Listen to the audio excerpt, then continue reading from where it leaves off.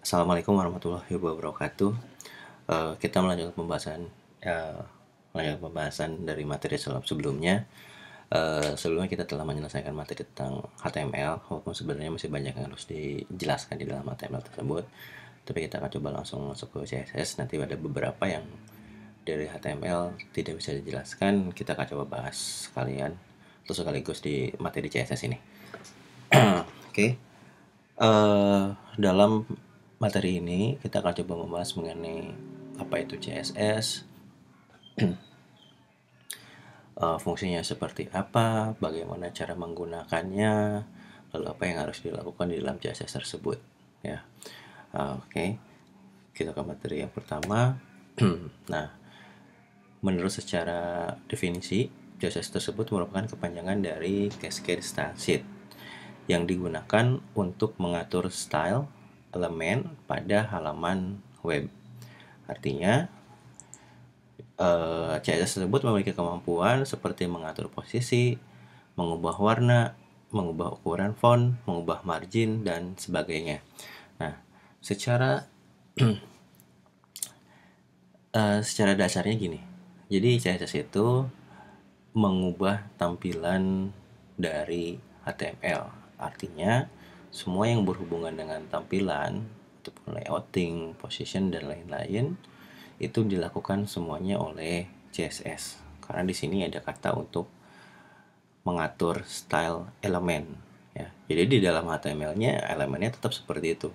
Cuma nanti mungkin bentuknya, posisinya, warna, dan lain-lain itu diubah atau diganti oleh CSS sesuai dengan kebutuhan dari penggunanya, ya. Nah, di sini metodenya itu ada metode untuk penulisan CSS itu ada tiga. Yang pertama inline style sheet, yang kedua embedded style sheet, yang ketiga link style sheet. Jadi kita akan coba bahas mengenai cara penulisan CSS tersebut. Yang pertama, CSS didefinisikan langsung pada tag HTML kalau misalkan untuk yang inline ya. Jadi penulisannya itu langsung di dalam tag HTML-nya. Jadi style hanya akan berlaku pada tag yang bersangkutan dan tidak akan mempengaruhi tag HTML yang lainnya. Ya, jadi seperti ini. Nah, setiap yang ada tulisan style ini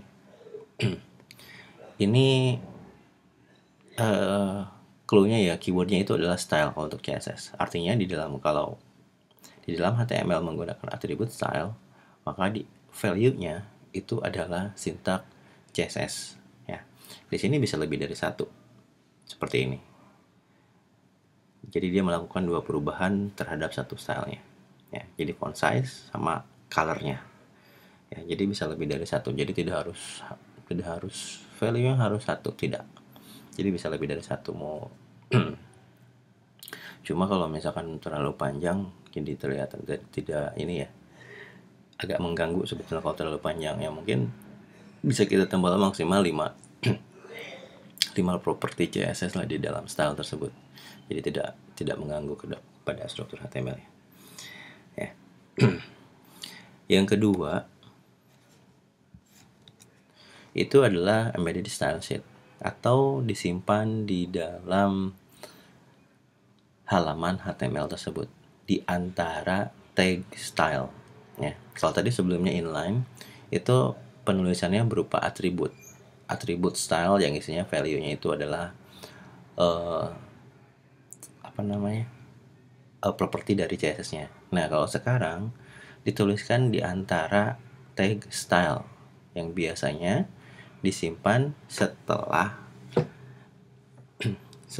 elemen head atau tag penutup dari headnya. Nah, seperti di contoh seperti ini. Jadi style, kita tinggal menuliskan aja atribut CSS-nya semua di sini di antara tag style-nya. Ya, itu yang harus kita lakukan untuk yang embedded style. Untuk yang ketiga, itu adalah link style. Artinya kita membuat sintak CSS yang terpisah dari halaman HTML-nya. Nah, untuk filenya itu harus ekstensinya itu adalah .css. Nah, file CSS tersebut nanti dipanggil pada bagian head dengan menggunakan elemen link. Ya, seperti yang sudah dibahas kemarin, elemen yang digunakan ya, elemen link yang harus digunakan untuk memanggil CSS yang sifatnya eksternal atau berada dari luarnya, di luar di halaman HTML-nya. Ya, nanti kita akan coba bahas praktekan. Oke, kita akan coba bahas dulu mengenai cara membuatnya. Dan di sini saya sudah ada elemen HTML. Saya sudah buatkan.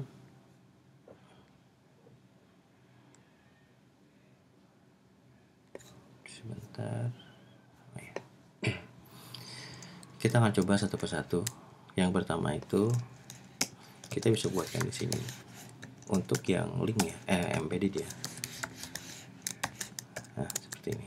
Misalkan nanti kalau misalkan ada paragraf, artinya kita tuliskan P di sini, di dalamnya nanti akan seperti apa. Misalkan saya pengen colornya warna red mungkin seperti ini. Artinya nanti saat kita menggunakan elemen P, ini adalah paragraf, harusnya ini sudah berubah menjadi warna merah. Ya, kita coba dulu sebentar.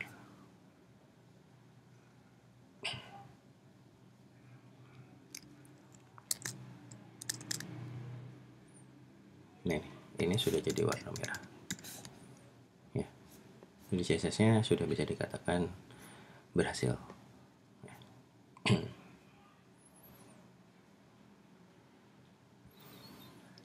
Oke, ini yang pertama. Kita gunakan embedded ya.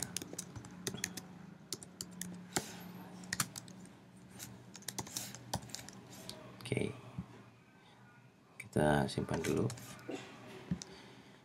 Yang kedua itu adalah dengan menggunakan link style tadi. Bukan link style, inline. Ya. Artinya di sini kita menggunakan atribut style dan di dalamnya isinya adalah properti dari CSS sendiri. Saya langsung samain aja sama yang di atas, cuma warna saya ganti menjadi biru. Oke, kita coba refresh. Nah, ini berarti sudah berubah ya. Yang ketiga terakhir, ini saya hapus, itu dengan menggunakan link relnya itu style sheet src. Oke, nanti kita buat dulu filenya. Saya coba buat di sini seperti yang ini. Saya bikin custom tapi di sini CSS. Intinya formatnya harus berbentuk ini ya, ekstensinya itu harus CSS. Ya, di sini tidak akan bekerja. Oke, kita buat di sini. Jadi untuk penulisan CSS tidak harus diawali tag apapun. Yang penting itu kita langsung menuliskan aja. Kalau langsung menuliskan ke perubahannya, artinya dimulai dengan selector sebetulnya ya. Jadi tidak ada harus menggunakan tag tertentu, tidak ada. Jadi langsung aja seperti tadi.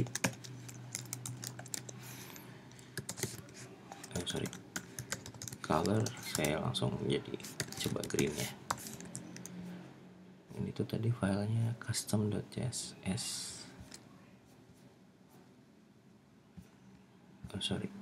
Ini ya. custom.css. Kita coba refresh. Ini oke. Nah, ini salah satu hal yang saya coba lihat dulu. Ini sudah. Sebenarnya pengecekan seperti itu ya. Jadi untuk mengecek filenya ada atau tidak, itu tinggal kita view page saja. Di sini filenya sudah ada. Kalau misalkan diklik tidak keluar sintaks yang sudah kita punya, ya berarti itu kita ada salah dalam pemanggilan filenya. Ya, tapi kalau misalnya ternyata ada, harusnya ini sudah benar. Yang jadi masalah biasanya itu ada di case-nya. Jadi kita bisa melakukan ke clear cache di clear browsing data. Ini cache image and file kita clear saja. Kita coba sekali lagi.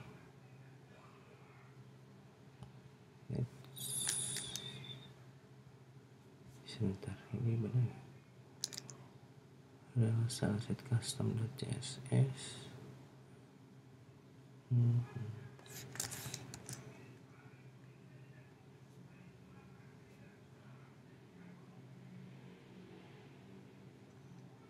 Coba pakai tipe di sini ya. Text CSS. Tipe text CSS. Oh iya, ini bukan SRC tapi href. Ini sudah betul. Jadi sudah berubah jadi warna hijau. Ya. Oh ya, tadi untuk yang case tadi itu jadi salah satu cara ya. Kalau misalkan untuk mengecek CSS tidak berubah, karena di sini untuk CSS itu tidak ada yang namanya compiler. Artinya kita tidak tahu bagian mana yang salahnya.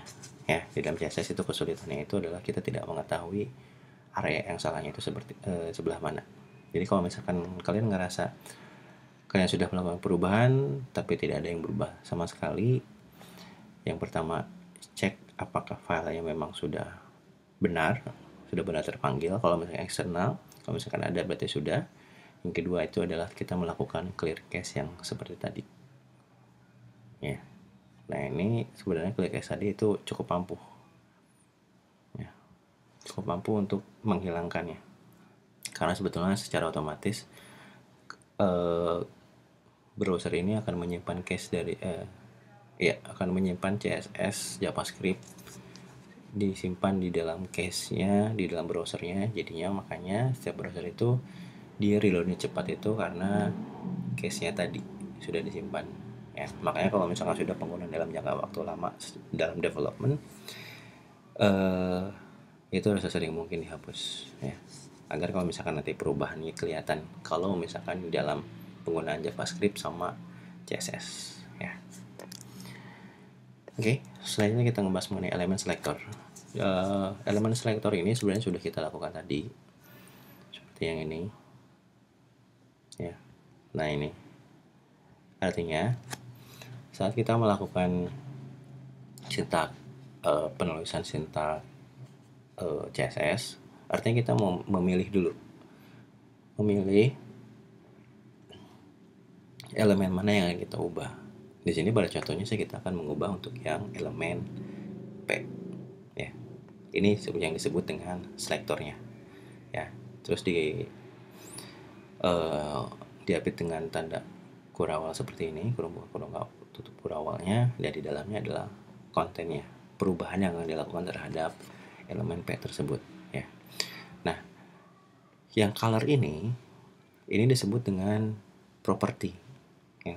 Artinya properti apa yang akan diubahnya. Jadi sebenarnya ini banyak ya, saya nggak bisa menjelaskan semuanya ya. Dan yang ini adalah value. Ini adalah value dari properti tersebut ya. Jadi setiap properti pasti memiliki perbedaannya ya, perbedaan nilainya. Jadi nggak semuanya setiap properti memiliki nilai yang sama, tidak. Tapi ada beberapa properti yang bisa sama. Artinya ada value yang memiliki unit tertentu, entah itu pixel, ada yang M, ada yang lain-lain ya. Jadinya bisa yang sama.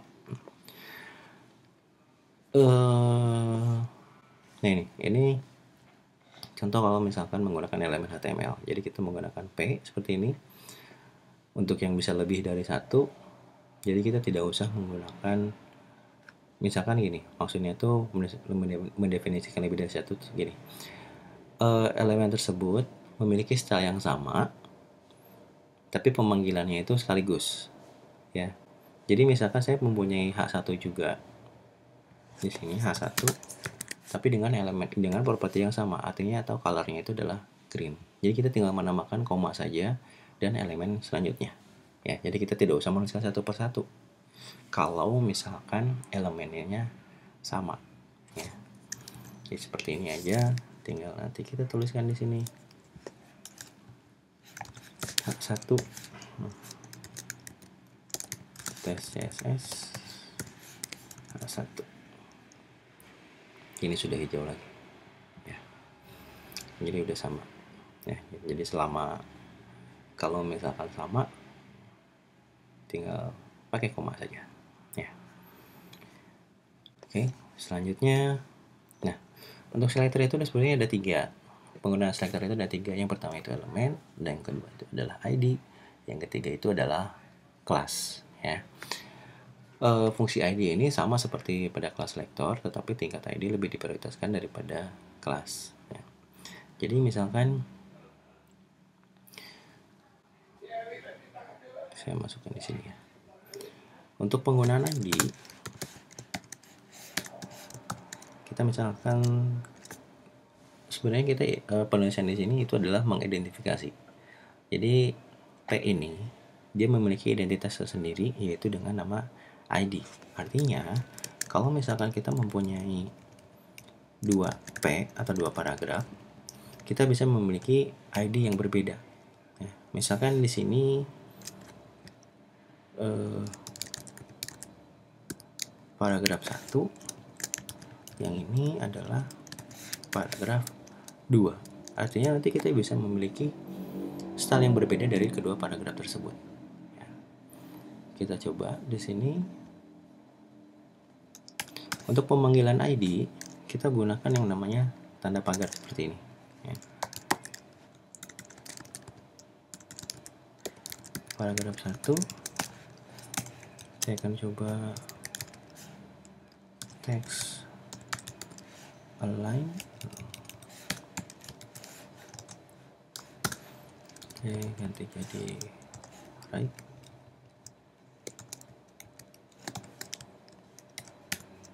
Untuk yang paragraf 2 nya kita coba ganti jadi center. Sebentar. Oh, iya. Ini tidak usah sebagai string. Oke. Nah ini. Saya coba ganti aja di sini biar kelihatan. Ini paragraf right, ini paragraf center ya. Jadi yang right ini dengan menggunakan right-nya, ini dengan yang menggunakan text align sebagai center ya. Jadi walaupun sebetulnya dia memiliki ID yang berbeda, walaupun di sini paragrafnya sama. Jadi identifikasinya seperti itu. Jadi tinggal penuliskan aja paragrafnya ya. Nah kalau kelas pun sama, artinya tinggal kita tuliskan aja di sininya kelas, lalu nama kelasnya apa. Kita boleh memiliki nama kelas yang sama dengan ID seperti ini, itu nggak jadi masalah karena pemanggilan di dalam CSS-nya pun akan berbeda. Artinya bukan lagi kita menggunakan tanda pagar, tapi menggunakan tanda titik. Paragraf 1 nah seperti ini. Misalkan font weight bold, kita coba nah ini ya. Jadi penggunaan kelas itu boleh sama penulisannya dengan ID karena perbedaan dari itu ya, dari pemanggilannya itu yang berbeda ya, jadi tidak masalah ya. Kalau misalkan kita memiliki ID paragraf yang sama di dalam CSS nya, itu nggak jadi masalah. Di sini pun mau duplikat lagi ada, menjadi masalah.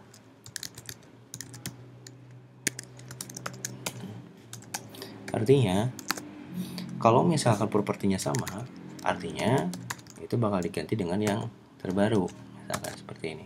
Cuma kalau misalkan ternyata propertinya berbeda, artinya nanti properti yang di sini itu akan ditambahkan dengan menjadi akumulasi untuk paragraf yang pertama ini, yang ke-1 ya. Jadi nggak masalah, ada duplikasi pun nggak jadi masalah sebetulnya, tapi secara penulisan itu tidak dianjurkan ya. Jadi tidak dianjurkan terpisah. Artinya kalau misalkan pengen yang sama di paragraf 1 propertinya ya tinggal masukkan aja, tinggal di sini ya. Misalkan apa ya, Saya coba margin right 30 pixel. Nah, ini ada berpindah, posisinya jadi berpindah 30 pixel ya. Oke.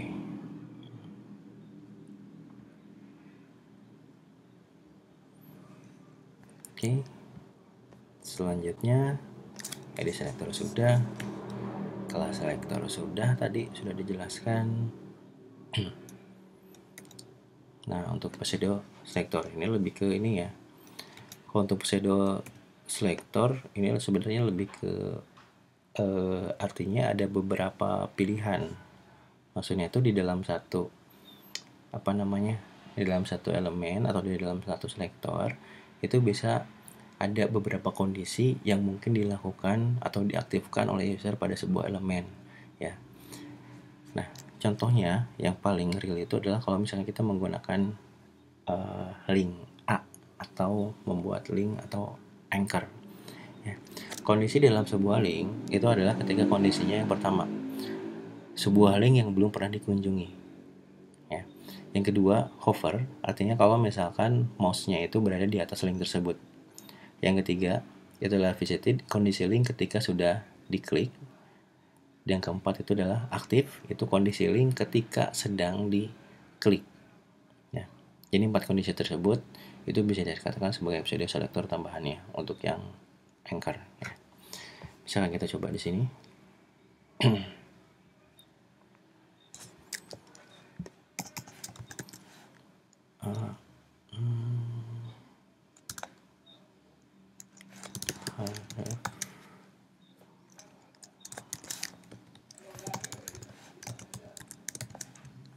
Nah, kita coba lihat.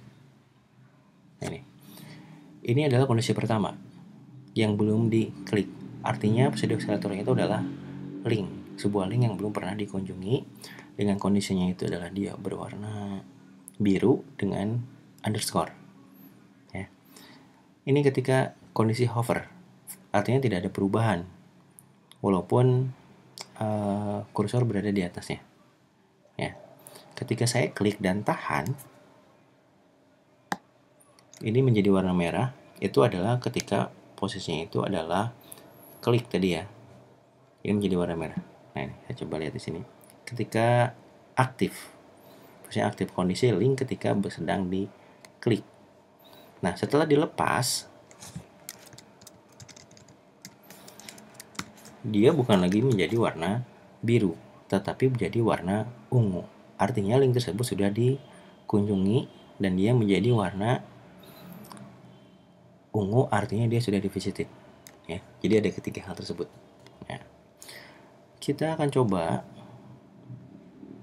mengubah link tersebut. Yang pertama kita lihat di sini link, artinya ketika linknya sebelum dikunjungi. Saya akan coba ganti menjadi warna text color. Saya akan coba ganti rada ini ya, red. Lalu ketika linknya itu di hover,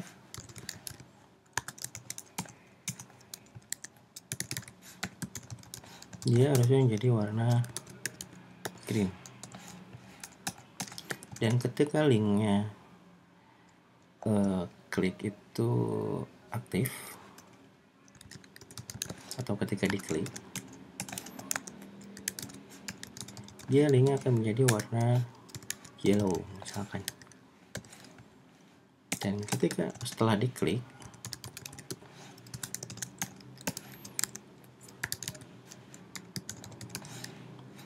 dia saya akan kembalikan ke tetap ya, menjadi warna merah. Artinya karena di sini kan sama ya dengan yang link, kita bisa tambahkan juga di sini langsung saja visited. Artinya untuk kondisi awal yang belum diklik sama yang di visited harusnya tidak berubah. Makanya ini saya gabungkan ya. Oke, saya coba lihat.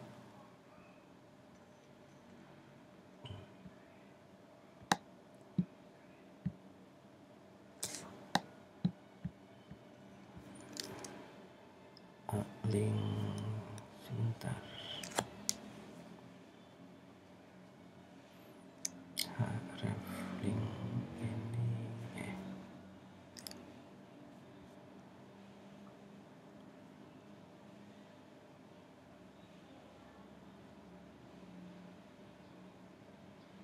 link benar ya. Oke. Oke, ternyata di sini ada kesalahan dalam penulisan properti. Jadi bukan text color tapi color. Jadi untuk mengganti sebuah warna kita gunakan properti color. Mengganti ini ya, warna teks kita gunakan yang color bukan text color. Kita lihat hasilnya. Nah, ini sudah. Ini linknya, ini posisi awal ketika linknya aktif, sama ketika di visited. Artinya kita tidak mengetahui kalau misalkan ini linknya itu sudah di visited atau belum ya, karena kondisinya itu tetap sama antara posisi awal ketika link belum dikunjungi sama ketika posisi sudah dikunjungi. Colornya pasti red ya, jadi tetap sama. Ini ketika di hover dia jadi warna hijau. Yang ini ketika aktif, ketika kita klik dan tahan jadi warna kuning. Setelah kita lepas dan kunjungi itu balik lagi ke yang warna merahnya ya. Jadi untuk yang link tersebut ya. Untuk value tadi sudah, ini prosedur selector, properti sudah tadi kita jelaskan. Jadi properti sebenarnya banyak, jadi sesuai dengan kebutuhan saja nanti menggunakannya. Untuk yang font family ini contohnya untuk menggunakan atau mengganti fontnya ya. Jadi untuk keseluruhan font kita bisa ganti dengan menggunakan font family. Untuk text align itu untuk mengatur posisi teksnya, dan color untuk mengubah warnanya. Dan saya sarankan untuk penulisan itu harus menggunakannya posisinya seperti ini. Jangan dibuatkan satu baris seperti ini, karena nanti bakal sulit dalam maintenance ya. Atau kalau misalkan nanti ada perubahan itu bakal sulit kalau misalkan dibikin satu baris seperti ini. Nah, lalu untuk value merupakan nilai dari properti. Nilai tersebut dapat berbeda-beda tergantung dari jenis propertinya. Seperti value tersebut dapat berupa nilai warna, nilai pixel, dan lain sebagainya. Nah, ini sama ya, font size-nya ukurannya 12 poin atau PT. Color ini adalah dengan menggunakan value hexadecimal ya. Jadi nanti untuk color ada beberapa contoh dalam penulisannya ya. Jadi tidak hanya menggunakan atau pemanggilan langsung pada warnanya ya. Nah, ini secara umumnya ya. Jadi selector ini yang P-nya di depannya, properti ini colornya, dan ini adalah value-nya. Lalu apakah kita mungkin memiliki style yang berbeda yang diterapkan di dalam selector yang sama? Kita bisa seperti itu. Artinya gini, kita bisa melakukan beberapa hal. Yang pertama itu kita lihat urutan prioritas. Yang pertama itu adalah ID, kelas, dan elemen tipe. Yang kedua itu adalah dengan menggunakan penggabungan selector ya. Penggabungan selector, jadi kita tinggal menggabungkan aja elemennya, lalu mau menggunakan kelas ataupun dengan menggunakan ID. Jadi tinggal tidak menggunakan tanda apapun, tapi langsung digabungkan aja antara elemen dengan kelas ataupun dengan ID-nya. Nah, kalau dicontohkan, di sini saya akan coba gabungkan. Sebentar ya. Nah, salah satu contohnya itu di sini kan sebetulnya untuk yang P ini, yang pertama, paragraf pertama, dia sebetulnya memiliki 3 selektor. Yang pertama itu adalah selektor elemen, yang kedua selektor ID, dan yang ketiga itu adalah selektor kelas ya. Jadi kita gabungkannya hanya cukup 2 saja, entah itu menggunakan ID ataupun dengan kelas ya. Nah, jadi untuk paragraf pertama, jadi kita gabungkan elemen HTML-nya dengan ID, karena di sini sudah menggunakan ID, maka tinggal tambahkan P saja. Artinya dalam pencariannya, cari elemen P yang memiliki ID paragraf 1. Kalau di HTML berarti dia akan mencari elemen P dulu. Di sini ada 2 ya. Tapi tinggal kita cari lagi elemen P yang mana yang memiliki ID paragraf 1. Yang ini. Artinya dia hanya akan mengubah yang ini saja, tidak yang lainnya ya. Itu yang pertama. Yang ketiga, kita menggunakan tanda elemen operator lebih besar ya. Artinya di sini memilih dan merubah style pada setiap elemen P, di mana parent merupakan elemen div. Parent yang memiliki elemen div. Artinya, karena nanti kemungkinan kalau misalkan dalam pengembangannya, kita akan membuat salah HTML, akan membuat sintak HTML itu yang bersarang, ya. Jadi misalkan parentnya div, di dalamnya ada P, dan seterusnya. Artinya bakal terus bersarang. Nah, di sini kita bisa lakukan, misalkan untuk yang P ini, dia memiliki parentnya itu adalah div. Nah, seperti ini. Artinya yang div ini, dia parentnya. Dan yang P ini, dia adalah childnya. Dalam penulisannya, berarti kita cari dulu yang divnya. Cari dulu parentnya. Di sini, div. Lalu kita gunakan tanda besar. Tanda lebih besar seperti ini. Jadi, secara pencariannya, cari elemen div yang memiliki child dengan elemen P dengan ID paragraf 1. Artinya kan dia akan lebih detail dalam pencariannya, ya. Jadi tidak akan menyulitkan. Kalau misalkan pencarian hanya P atau elemen saja, itu mungkin akan sulit karena P-nya itu kemungkinan besar itu bakal banyak, ya. Jadi kalau untuk yang lebih kompleks, sebaiknya kita menggunakan tipe seperti ini dalam penulisannya agar lebih memudahkan dalam pencariannya, ya. Selanjutnya, oke, nanti kita bahas ini yang lain. Oke, untuk CSS Basic ini kita bahas sampai sini karena lebih ke dasar ya dalam penulisan selektor, pemanggilan cara penggunaan selektornya, pemanggilan properti dan penggunaan value-nya. Ya, selanjutnya kita akan coba membahas hal-hal yang lain dari CSS ini. Jadi bagaimana kita membahas mengenai warna gradien, sedikit animasi dan seterusnya. Ya, untuk minggu depan kita akan melanjutkan pembahasan tersebut. Untuk yang minggu ini saya cukupkan sekian. Terima kasih semuanya. Assalamualaikum warahmatullahi wabarakatuh.